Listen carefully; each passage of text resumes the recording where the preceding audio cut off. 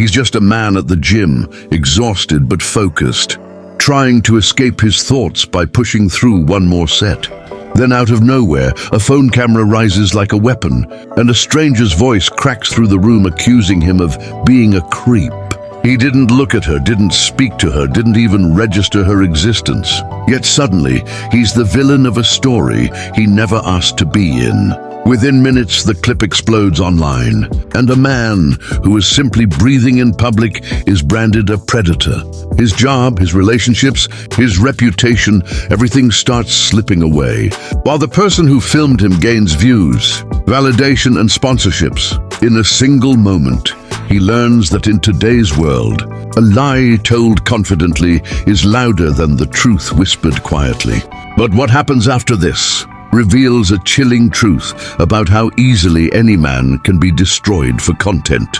The gym used to be a place to sweat, struggle, and grow.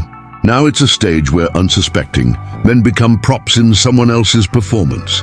People set up tripods like they own the entire building, turning public equipment into their personal film studio. If a man walks through the background, he's ruining their shot. If he glances in any direction, he's staring. If he simply exists in the same room, he's labeled harassment. A woman posts a clip accusing a man of following her, when all he did was pick up weights behind her, and the world almost believed it.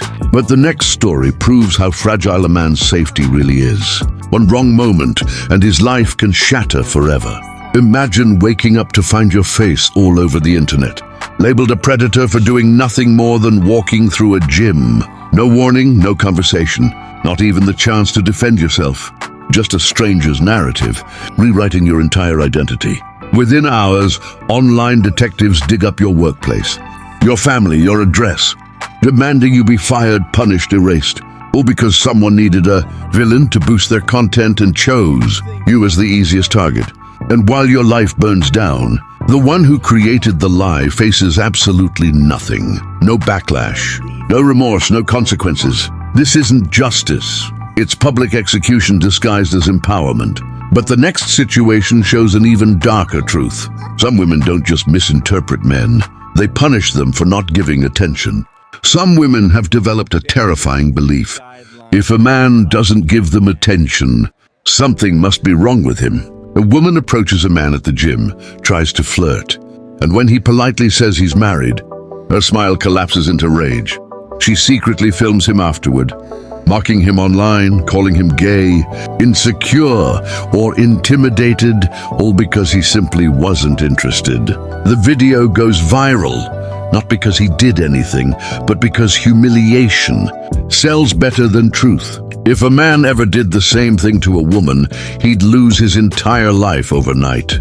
Yet she gains views, laughs, and applause. Rejection shouldn't be a crime, but for some, it becomes a weapon they use to destroy whatever bruised their ego. But what happens in the next part shows that this entitlement doesn't stop at adults. Its consequences reach all the way to children. A video went viral of a young boy, no older than 10, recognizing an online creator known for explicit content at a public event. Think about that. A child recognizing an adult performer, the same way kids once recognized cartoon characters. This isn't empowerment.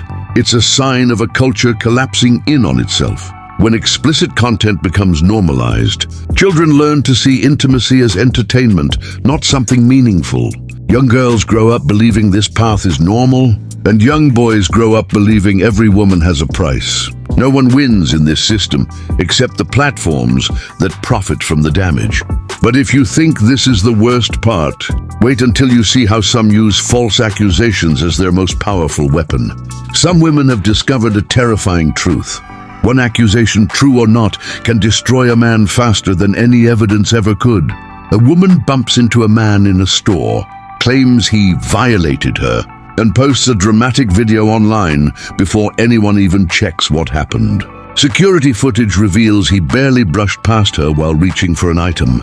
Yet she calls the police, launches a GoFundMe, and paints herself as a survivor of trauma. The man who did nothing now has to hire a lawyer, defend his name, and pray the truth is louder than her performance. And when the truth comes out, She walks away free, while he's left with scars, bills, and a reputation that will never fully recover. But the next part reveals something even more alarming. Men are starting to change their entire behavior out of pure fear. Men everywhere are starting to pull back, not because they dislike women, but because the risk of interacting is becoming too high. Helping a woman lift weights could be labeled harassment. Offering a spot at the gym could be twisted into unwanted attention. Even walking past someone can become evidence in a viral video that ruins a life overnight.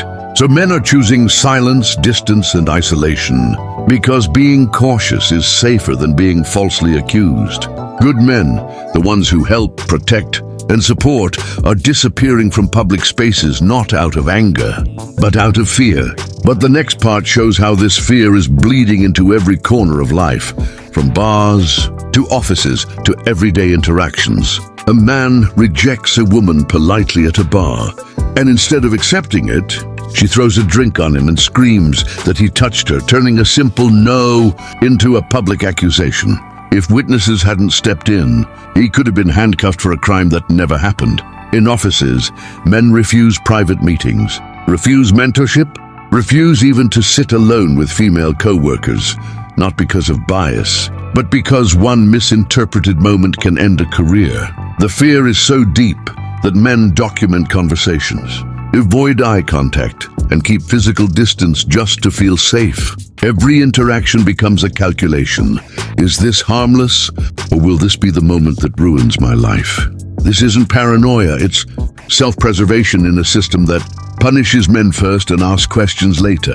But what comes next reveals the darkest cost of all, how this crisis is quietly destroying the mental health of an entire generation of men. Men are breaking down quietly not because they're weak, but because they have no safe place left to speak.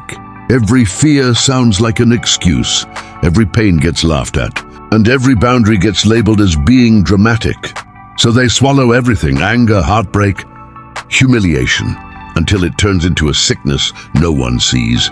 They stop trusting, stop opening up, stop believing that anyone will ever give them the benefit of the doubt. When even innocence can be weaponized against them, men start believing that emotional distance is their only protection. And the world keeps wondering why men are becoming colder, quieter, more withdrawn, never realizing they helped build the walls he now hides behind. But the next part exposes the truth society refuses to admit: the real reason women are drawn to men, and why good men always end up paying the highest price. Women are drawn to men, not always for love, but for power, security, validation, the raw energy a man carries that society now fears. The good men, the honest men, the ones who respect boundaries, are disappearing quietly from public life, leaving only the reckless or indifferent.